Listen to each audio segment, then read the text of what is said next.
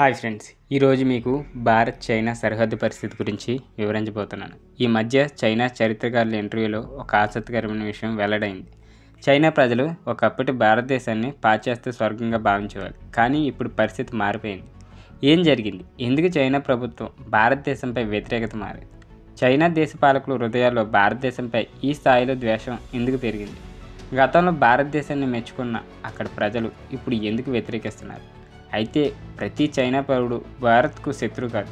ప్రపంచవ్యాప్తంగా ప్రసిద్ధిగాంచిన Jackie Chan భారతదేశాన్ని ప్రశంసిస్తూ ఉంటాడు. ఇండియా ఈజ్ హ్యూమనైడ్ కంట్రీ, ఇది వరల్డ్ అంటూ ఆసక్తికర వ్యాఖ్యలు చేస్తూ ఉంటాడు. భారత్ అలాగే చైనా జనాభా అంతా కలిసి ఒకటిగా ఉంటే అది ప్రపంచాన్ని పాలించే స్థాయికి చేరుకుంటుందని అభిప్రాయాలు వ్యక్తమవుతున్నాయి.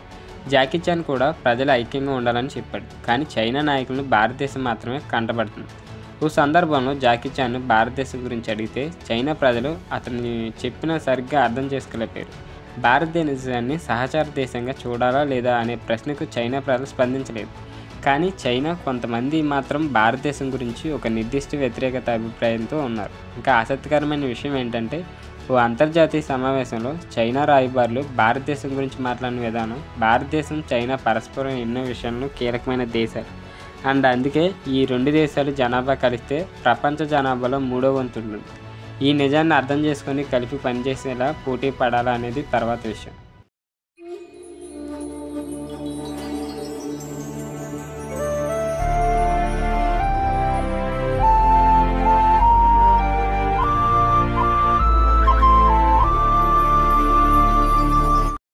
చైనా ప్రపంచంపై ఆధిపత్యం చెలాయించగలగాలని కొన్ని మీడియా వర్గాలు చెప్తున్నాయి.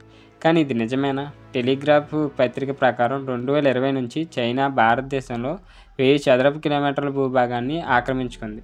ఇది ఒకవైపు స్నేహంగా ఉంటేనే మరోవైపు కుతంత్రాలతో మన భూభాగాన్ని కబ్జా చేయడం. చైనా ఈ రకమైన ధోరణిని చాలా రకాలుగా అనుసరిస్తూ వస్తుంది.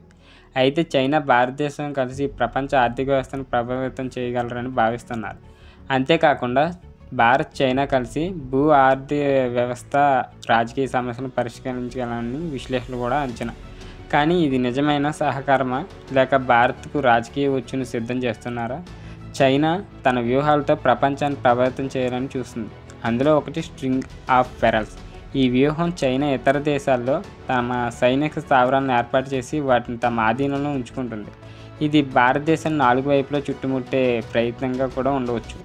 సో అయితే ఇది ఒక కుట్రని అర్థం చేసుకొని తగిన చర్యలు తీసుకుంటుంది. చైనా ఎంతటి వ్యూహాలు చేసినా భారతదేశాన్ని మోసం చేయడం అంత సులభం అయితే కాదు. కొందరు అంతర్జాతీయ రాజకీయ నాయకులు భారత్ చైనా సంబంధాలపై సానుకూలంగా మాట్లాడుతున్నారు. భారతదేశం చైనా సహకరిస్తే పరస్పరం అభివృద్ధి సాధించవచ్చని వాళ్ళు అంటున్నారు. కానీ నిజంగా చైనా భారత్తో నిజాయితీగా ఉంటుందా, లేక తన స్వప్రయోజనాల కోసమే పాకులాడుతుందా? రాజకీయంగా చూస్తే చైనా నాయకులు భారతదేశాన్ని ప్రశంసించిన వాళ్ళు నిజంగా భారత్కు మద్దతుగా అయితే ఉన్నారా? జిన్పింగ్ మోదీతో చర్చలు జరుగుతున్నప్పుడు అది నిజమైన స్నేహమా, లేక వ్యూహాత్మకంగా భారత్ను ప్రభావితం చేయడానికి ప్రయత్నించిందా అనేది ఇప్పటికీ తేలడం లేదు. ఇక జాకీ చాన్ విషయానికి వస్తే ఆయన భారతదేశాన్ని గౌరవంగా చూస్తాడు. ఇది కేవలం అతను చూపిస్తున్న నటన కాదు, నిజమైన గౌరవం. ఆయన భారతదేశం గురించి అడిగితే భారతదేశం చైనా సంబంధాల గురించి చాలా ఆసక్తికరమైన వ్యాఖ్యలు అయితే చేశారు. భారతదేశానికి యోగాలో ఉన్నంత ప్రాముఖ్యత చైనాను కుంగ్ఫూలో ఉంది అని ఒకసారి ప్రముఖ చైనా నటుడు తన సినిమా ప్రమోషన్ సమయంలో చెప్పాడు. ఆయన అభిప్రాయం ప్రకారం యోగా మన మనసును శాంతింపజేస్తే కుంగ్ఫూ శరీరాన్ని బలంగా ఉంచుతుంది. ఈ రెండూ కలిస్తే మరింత శక్తివంతమైన దేహంగా కలయిక ఏర్పడుతుందని దాని అర్థం. ఇక్కడ మియాంగ్ చాన్ అనే ఒక భారతీయ చైనా నటుడి గురించి చెప్పుకోవచ్చు. చైనా మూలాలు ఉన్నప్పటికీ ఆయన భారతదేశంలో చాలా కాలం గడిపారు. అందుకే కొంతమంది అతడిపై మీరు ఏ దేశానికి చెందారు అనే వ్యాఖ్యలు కూడా చేశారు. నిజానికి ఏ దేశంలో నివసించినా అది మనం చేసే పనిపై ఆధారపడి ఉండాలి. దేశం అభివృద్ధి చెందాలంటే విభేదాల కంటే సహకారాన్ని పెంచుకోవాలి. ఒక చైనా వార్తా ప్రతినిధి చైనా భారతదేశాన్ని ప్రేమించిందని చెప్తుంది, ఎందుకంటే ఆమె భారతదేశంలో అనేక ప్రదేశాలు సందర్శించి భారతీయుల జీవనం దగ్గరని గమనించారు. సో భారతదేశం ఎంతో వైవిధ్యమైన సంస్కృతి, విశాలమైన భూభాగం కలిగిన దేశం. భారతీయులు నిజాయితీ గల వాళ్ళు, మంచివారని కూడా చెప్తుంది. అయితే ప్రతి జర్నలిస్టు కూడా ఈ అభిప్రాయంతో ఉండడు. అందరి దృష్టికోణాలు ఒక్కటిగా ఉండవు. ఎందుకంటే అందరి దృష్టికోణాలు ఒక్కటిగా ఈ చైనా రిపోర్టర్ తన అనుభవాలు నిజాయితీగా పంచుకున్నారు. ఇక చైనా నిజమైన లక్ష్యం ఏంటో కొన్ని ప్రకటనల ద్వారా స్పష్టమవుతుంది. చైనా భారతదేశం, అమెరికా వంటి దేశాలతో స్నేహాన్ని పెంచుకోవడం కోసం చూడదలుచుకోదు. అందుకే ఏదో ఒక విధంగా ఈ రెండు దేశాల మధ్య విభేదాలు సృష్టించడానికి ప్రయత్నిస్తుంది. చైనా ఎప్పుడూ భారతదేశానికి వ్యతిరేకంగా ఉంటూ వచ్చింది, కానీ గతంలో పరిస్థితిలా కాలేదు. ఒకప్పుడు చైనా భారతదేశం మధ్య సంబంధాలు ప్రధానంగా వ్యాపార పరిమితమై ఉండేవి. ఒక చైనా జర్నలిస్ట్ ఇంటర్వ్యూలో చైనా భారతదేశం మధ్య దూరం అప్పటి నుంచి పెరిగిందని వెల్లడించారు. అయితే ఈ రెండు దేశాల మధ్య వ్యాపారం మాత్రమే కీలకమైంది. భారతదేశం నుంచి బౌద్ధ ధర్మం చైనాకు వెళ్ళిన తర్వాత పరిస్థితులు మారిపోయి ఇప్పటికీ చైనాలో బౌద్ధ ధర్మాన్ని అనుసరించే జనాభా అధికంగా ఉంది. ఇక చైనాలో బౌద్ధ ధర్మం ప్రచారం కొనసాగుతూనే ఉంది. ఆసియా దేశాలకు చెందిన చైనా ప్రజలు భారతదేశాన్ని పాశ్చాత్య స్వర్గంగా భావించేవాళ్ళు. గతంలో భారతదేశం గురించి ఉన్న ఈ అభిప్రాయం ఇప్పటికీ కొంతవరకు కొనసాగుతూనే ఉంది. సో ఇప్పటికీ సుమారుగా 3 లక్షల మంది చైనాలో చదువుతున్నారు భారతదేశం ప్రజలు. ఈ స్టూడెంట్స్ వాళ్ళు భారతదేశం గురించి ఏమనుకుంటున్నారంటే ఈ విషయం ఒకసారి తెలుసుకోండి, ఆసక్తికరంగా ఉంటుంది. ఎందుకంటే ఇవి కొత్త తరానికి చెందిన యువతరం. వీరి అభిప్రాయాలు పాత సహజపు సిద్ధాంతాల కంటే భిన్నంగా ఉండొచ్చు. ఒక చైనా విద్యార్థి చెప్పిన మాటలో భారతదేశం నిజంగా టెక్నాలజీ రంగంలో ముందుంది, కానీ చైనా యూట్యూబ్ డాక్యుమెంటరీలు, వార్తల ద్వారా భారతదేశం గురించి వారికి ఉన్న ఇమేజ్ కొంతవరకు భిన్నంగా ఉంది.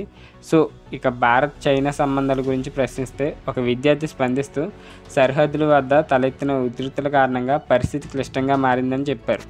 అయితే ఇరు దేశాలు కలిసి పనిచేయడం వల్ల సమస్యల పరిష్కారం త్వరగా జరుగుతాయని భావిస్తున్నారు. యుద్ధం కాకుండా శాంతియుత చర్చల ద్వారా పరిష్కారం తీసుకురావాలని వాళ్ళు అభిప్రాయపడుతున్నారు.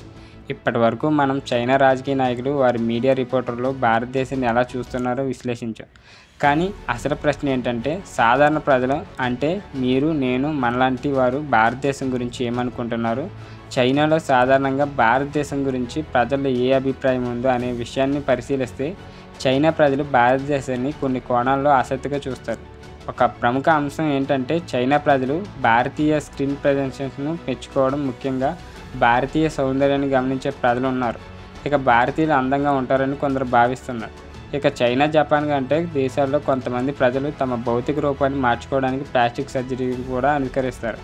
ఇది వారి సామాజిక ప్రభావాలపై ఆధారపడి ఉంటుంది. ఇక చైనా భారతదేశాన్ని అందంగా చూస్తుందని కొంతమంది చైనా ప్రజలు భారతదేశం మహిళలకు అంతగా సురక్షితమైన దేశం కాదని ఒక ఆత్మోన్నత భావంతో ఉన్నారు.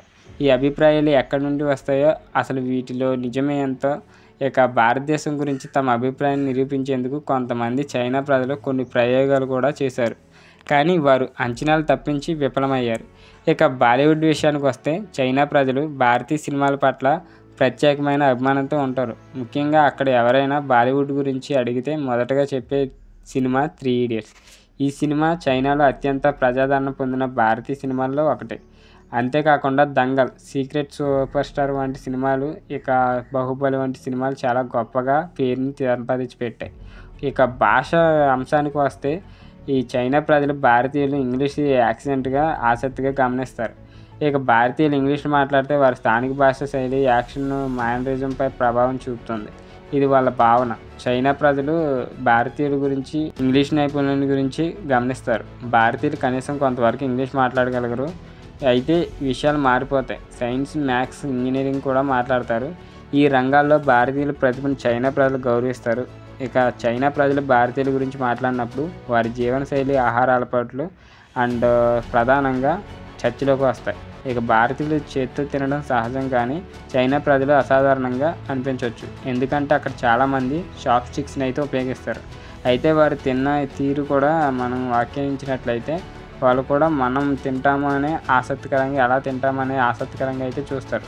ఒక సంస్కృతిని అర్థం చేసుకోవడానికి భిన్నమైన అలవాటును పరిశీలించాల్సిన అవసరం అయితే ఉంది.